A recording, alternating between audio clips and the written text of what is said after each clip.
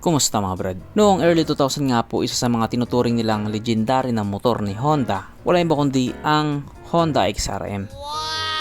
Noong mga panahon kasi na yon, satisfied yung mga tao sa kanya. Andoon na kasi yung power, yung tibay, at higit sa lahat, matipid sa gas. At madali lang din i-drive kasi nga semi-automatic siya. Pero alam nyo ba, may nilabas nga din po silang limited edition ng Honda XRM na naka-declutch. Kung hindi ako nagkakamali, nilabas nila ito 2010. Itong Honda XRM Trinity 125 nga po ay mayroon or nagkaroon ng tatlong variant. Ito nga po ang motard, off-road at yung dual sport. At sa kanilang tatlo, yung off-road nga po yung nilagyan ng clutch. Siguro nga maaring hindi alam ng iba to kasi nga limited lang naman talaga siya. Ayon nga po doon sa mga taong nagkaroon ng mga ganitong unit, masarap daw talagang i-drive. At ang isa nga po sa purpose ni Honda bakit nilagyan nila ito ng clutch, para daw gumanda yung hatak kapag ginamit na siya off-road. Kumbaga para doon talaga siya, pang off-road or pang bundok. At ang cambio nga po nito ay 1 down 3 up. Yung iba nga po medyo nabibitin sa cambio kasi nga hanggang kwarta lang siya. Yung iba naman, kontento naman. Katulad nga ng sinabi ko kanina, marami din talaga ang nagsabing masarap daw siyang gamitin. Lalo na nga po pang off-road. Pero may ilan nga din po nagsasabi na kung long ride ang hanap mo, doon ka na sa walang clutch. Mas swabe daw. At bukod pa nga po doon, yung braking system nga po nitong naka-declutch ay pares na pong naka-disc brake. Simula nga po noon hanggang ngayon, buhay na buhay pa rin po itong motor na ito. At ang nakaka-proud pa nga po doon, itong motor na ito ay dito mismo inassemble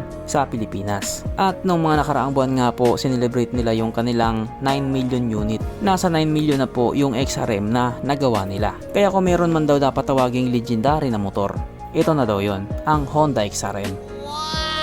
Hindi man siya ganun ka-high-tech katulad doon sa iba, pero kayang-kaya niya makipagsabayan pagdating sa takbuhan, pagdating sa patipiran, at lalong-lalo na pagdating sa patibayan. Kaya parang nga po doon sa mga taong buhay pa rin yung mga old model na XRM, huwag nyo nang ibenta yan, keep nyo na lang. At para naman doon sa mga taong gustong magkaroon ng Honda XRM, pwede pa din naman kasi hanggang ngayon available pa rin siya. Naka FI na nga lang kasi yung mga dati carb type pa yun. Sa ngayon kasi marami nagko-complain na mas matibay pa rin daw yung carb type. Pero ano't ano pa man, XRM pa din naman yan. Gawang Honda kaya siguradong matibay.